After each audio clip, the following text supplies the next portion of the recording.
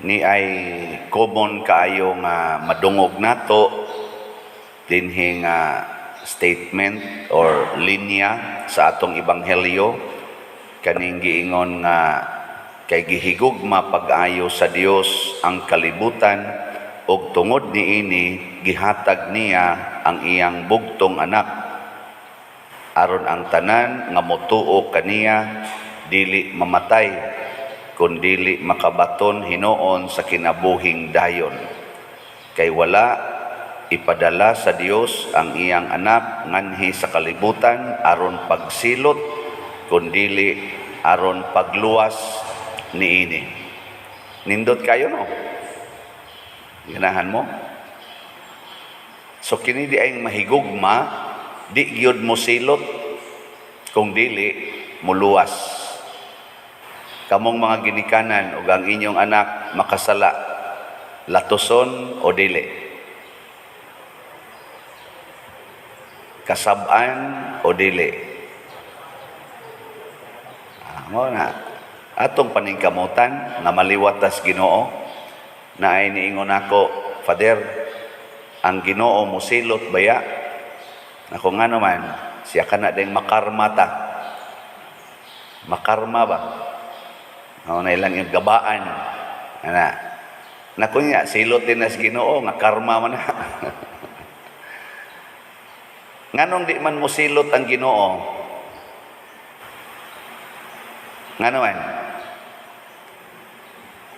tungod kay ang naa niya gugma, pero doon na siya warning. Ang mutuo maluwas, ang dili mutuo gisilutan na. Muna ikuyaw kayo, dinhi des kalibutan, ang silot de dinhi mao ang atong dili pagtuo sa Ginoo. Silot na siya kung di ta mutuo. Nga naman, matod pa ni diri sa tong ebanghelyo, ang Ginoo mao ang kahayag. Ang pagsupak niya mao ang pagpuyo sa kangit-ngit. Asyunan kag naakas ngit-ngit, silot na nawe. Di ba? Kana ato inon mangit-ngit nga bilangguan. Sa una ngit-ngit man tong bilangguan kay ni kagabi wa may suga. Ngit-ngit kayo. Pero karon ang atong bilangguan social naman kayo na naman gani smart TV. Magkakita naman guys sila dito nga wali nako dito sa bilangguan, lanog-lanog masad. Ato lang i-shout out ang atong mga binilanggo, no? Regards niyo diha, Happy Easter mga binilanggo. Nahingan ako, Father, i-shout out me. Pilion lang nako ang sektor pabilanggo o sa mo, ako mong i-shout out. Okay, 5 ko katuig diha sa bilangguan. Gahapon dito na sa prisuhan sa Liloan. Sus, nag-increase sila karon Sa una 330 rato ang babae ug lalaki, tipo na. Diha pa to'y pagsugod na ko diha 310. Karon hapit na mo sobra na 440 na. Kusog ang ilarong hiring.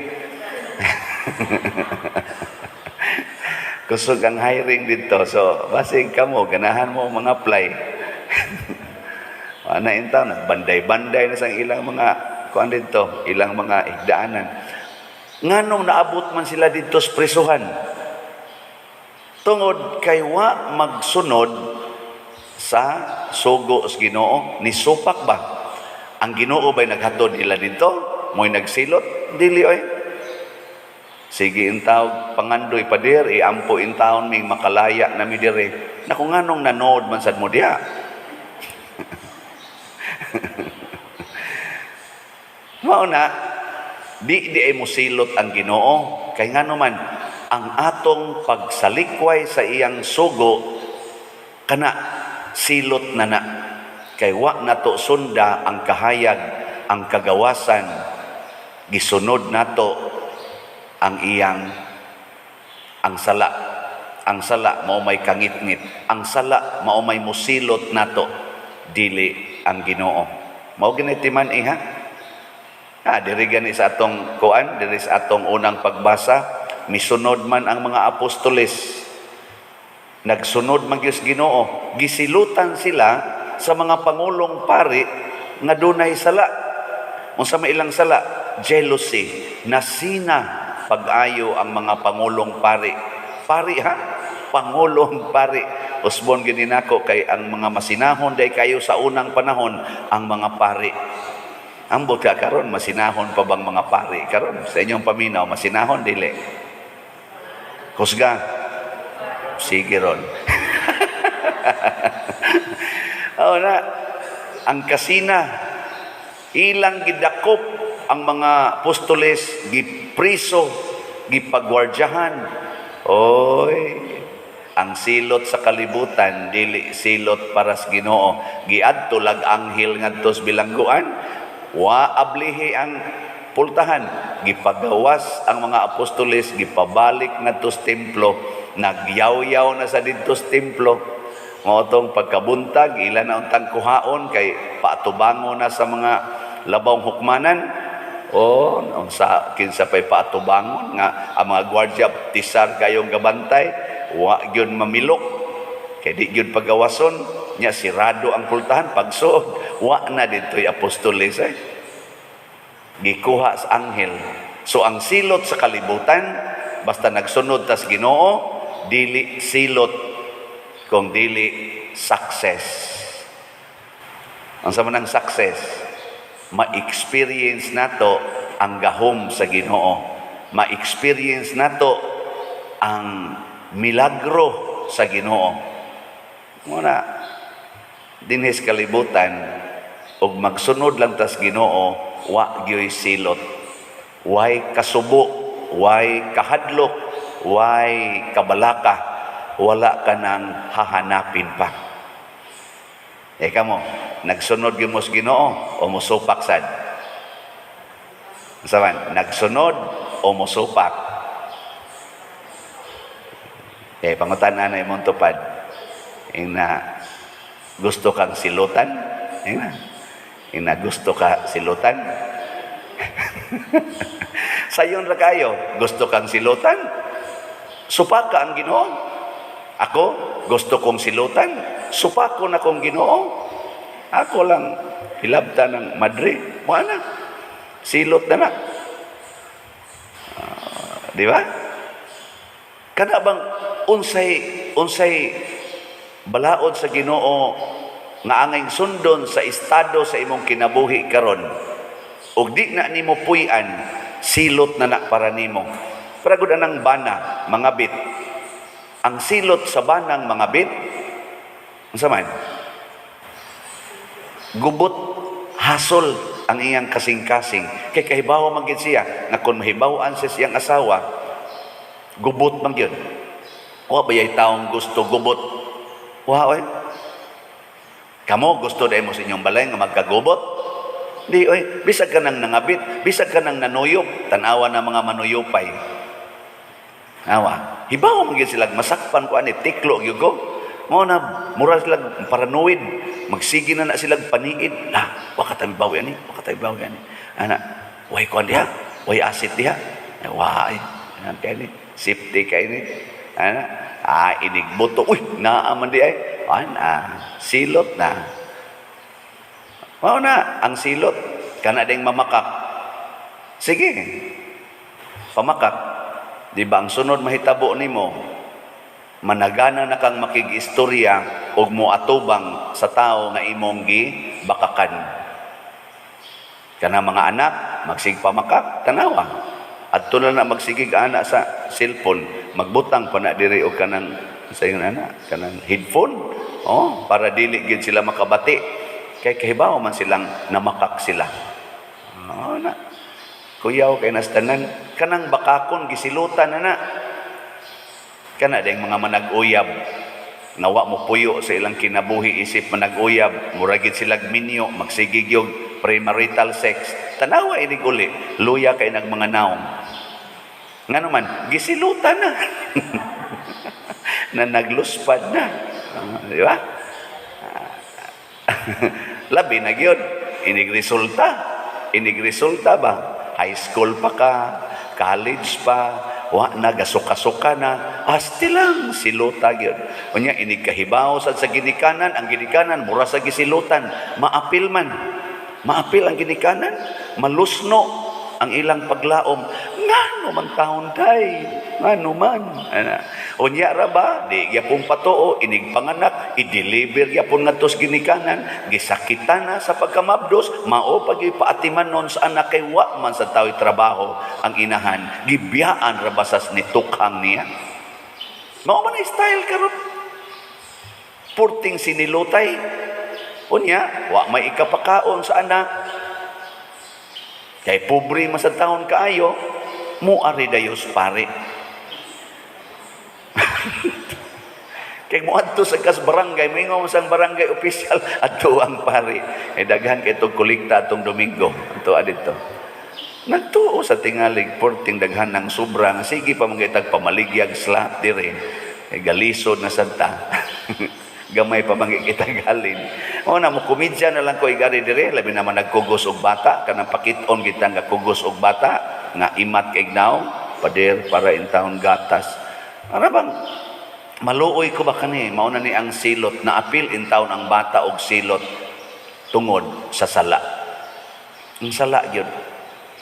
Mao na matud pa sa atong tubag sa Salmo, ang sa tubag na to.